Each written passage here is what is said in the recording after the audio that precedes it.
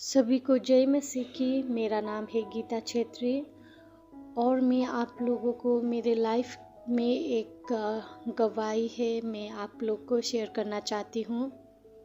और ये मेरा बचपन की गवाही है जो परमेश्वर में जब मैं शुरू में हम लोग चर्च जा रहे थे तो एक दिन ऐसा हुआ कि उस दिन मैं अकेले चर्च गई थी और जब चर्च ख़त्म हो गया तो वापस आने टाइम पे बहुत बारिश हो रहा था और उस टाइम पे मेरे पास कोई पैसा भी नहीं था और बहुत बारिश था। मेरे पास छतरी भी नहीं था, कुछ भी नहीं था। तो मैं आ रही थी तब रास्ते में बहुत सारे दुकानें थे और मेरे पास कोई पैसा नहीं था और मुझे बहुत भूख लगे थे।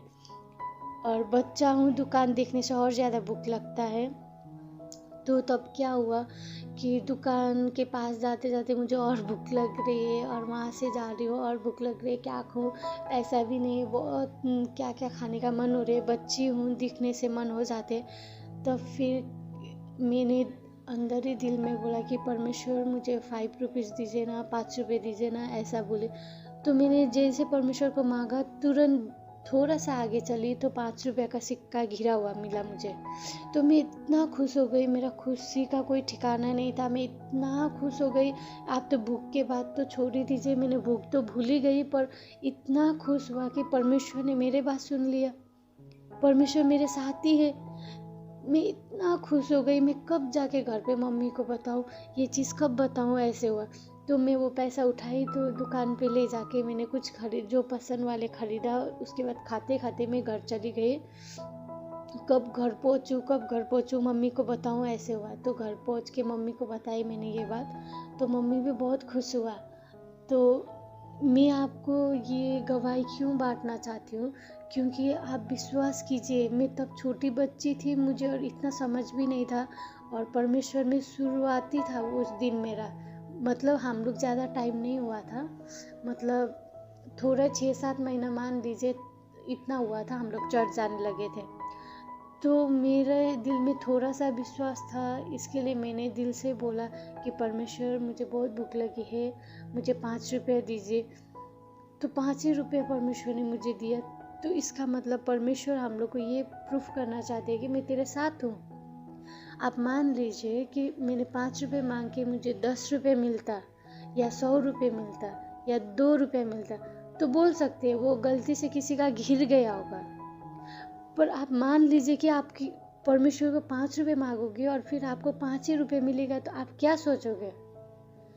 तो इसके लिए विश्वास कीजिए कि परमेश्वर हर टाइम हम लोग के साथ है। वो दिन में कभी नहीं भूल सकते। इतने साल हो गए, मैं अभी तक वो दिन को नहीं भूल सकती। और मैं इसी कारण आप लोग को शेयर करना चाहती हूँ ये गवाही, ताकि आप लोग ये गवाही सुन के आप लोग में भी परमेश्वर के आगे बढ़ने का हिम्मत आए। मैं ये गवाही इसके लिए शेयर करना चाहती हूँ कि जो नया विश्वासी है उसका परमेश्वर में विश्वास और मजबूत हो, क्योंकि और आप किस परमेश्वर को दिल से, हृदय से कुछ कोई भी चीज़ मांगेंगे ना, परमेश्वर आपको तुरंत ही दे देगा। आपको कोई भी चीज़ का कमी है, आप प्रेयर कीजिए, प्रार्थना कीजिए, परमेश्वर को मांगिए, परमेश्वर आपको तुरंत ही देने के लिए तैयार है। क्योंकि आप बड़े बड़े पास्टर्स के पास जाते हैं, बड़े बड़े जाते हैं वहाँ पे आप पास्टर्स के पास, पर वो लोग भी क्या बोलते हैं आप लोग को, तुम्हारे पहले तुमको विश्वास करना होगा, तुम विश्वास करते हो परमेश्वर में, आपको पूछेगा तो आप बोलोगे हाँ मैं विश्वास करता हूँ। तब जाके आपके लिए बोलेगा आप विश्वास करोगे तो मैं आपके लिए प्रार्थना कर दूंगा, परमेश्वर आपको चंगाई देगा। ऐसे में भी आपको बोलना चाहती हूँ।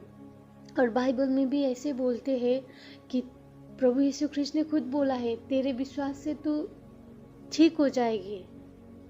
तो आप मान लीजिए, आपको सबसे पहले परमेश्वर में डाउट नहीं करना है, परमेश्वर में आपको विश्वास करना है। और आप लोग के लाइफ में भी कुछ ऐसा मतलब गवाही है तो आप लोग मुझे शेयर कर सकते हैं। और आप लोग के जीवन में भी ऐसे गवाही है और ऐसे कुछ घटना हुआ है तो आप मुझसे कांटेक्ट कर सकते हैं।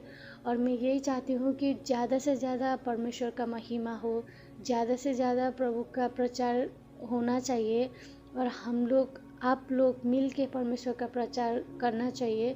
ये नहीं है कि चर्च के पास्टर सिर्फ प्रचार करेंगे, प्रचारक सिर्फ प्रचार करेंगे, ऐसा नहीं है। परमेश्वर में हम सब लोग मिलजुल के परमेश्वर का काम करेंगे।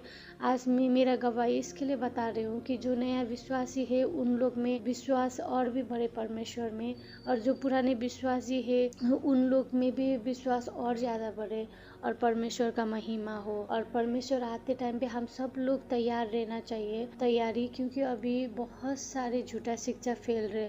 तो हम लोग को मेन बात ये है कि हम लोग को बाइबल पढ़ना चाहिए, और बाइबल जो बोलता है हम लोग को वही सुनना चाहिए, और ना कि कोई पास्टर बोल रहे हैं वो सुनना चाहिए।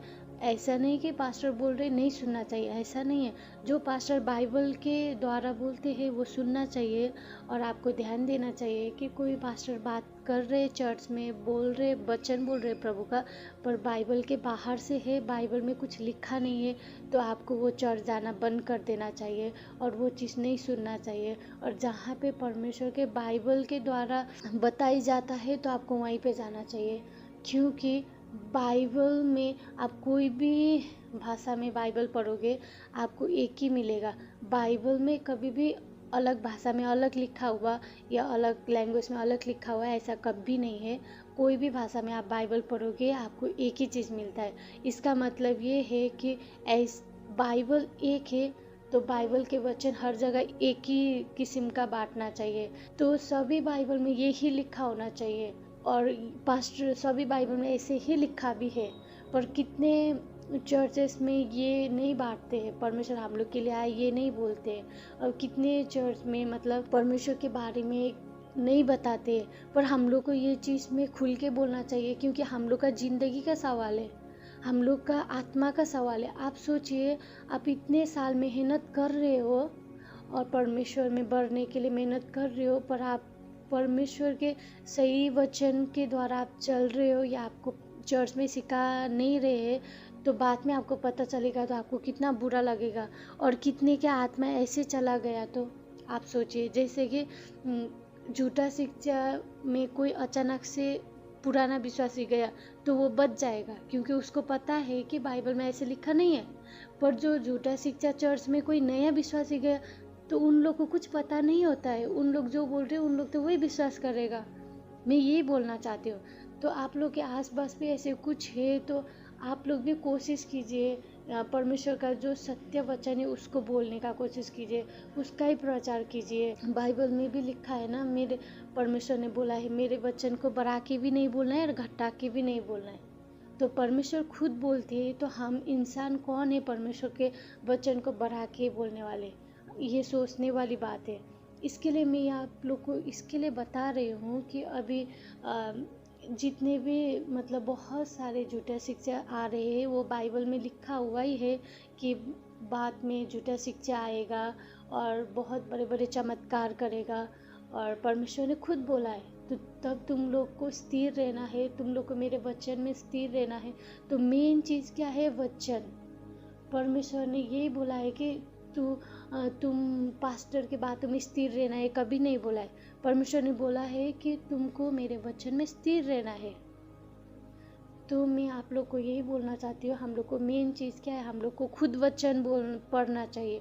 ये नहीं कि पास्टर अंकल या पास्टर आंटी ने ऐसे वचन बोल दिया, हम लोग ने सुन लिया, तो मतलब हम लोग बाइबल खोलेंगे ही नहीं तो सामने वाले वचन कुछ भी बोलेगा हम लोग को समझ में नहीं आएगा, बाइबल से बोल रहे या बाहर से बोल रहे। इसके लिए हम लोग को बाइबल पढ़ने का ज़रूरत है। खुद को हम लोग को पहले बाइबल पता होना चाहिए, ताकि कोई हम लोग को बाइबल के बारे में हम लोग को बता रहे तब हम लोग को समझ में आना चाहिए कि हाँ बाइबल के द्वारा ही बता रहे हैं।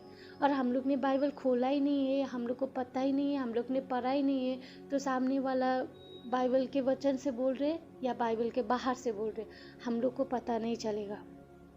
इसके लिए मैं आप सभी को लोग को बोल रही हूँ, अभी हम सबको मिल के प्रचार करना पड़ेगा परमेश्वर का, कि ना कि सिर्फ पास्टर ही प्रचार करेगा या प्रचारक के पास प्रचार करेगा, ऐसा नहीं है। परमेश्वर के वचन हम सब लोग को मिल के बांटना चाहिए, परमेश्वर के राज्य हम सब लोग को आगे ले जाना चाहिए। इसके लिए मैंने ये छोटा सा गवाही आप लोग के सामने बताया है। और मैं बाद में मेरे पास और भी गवाही है जो परमेश्वर ने मेरे जीवन में किया है। और आप लोग के पास भी ऐसे कुछ गवाही है तो आप मुझे शेयर कर सकते हैं।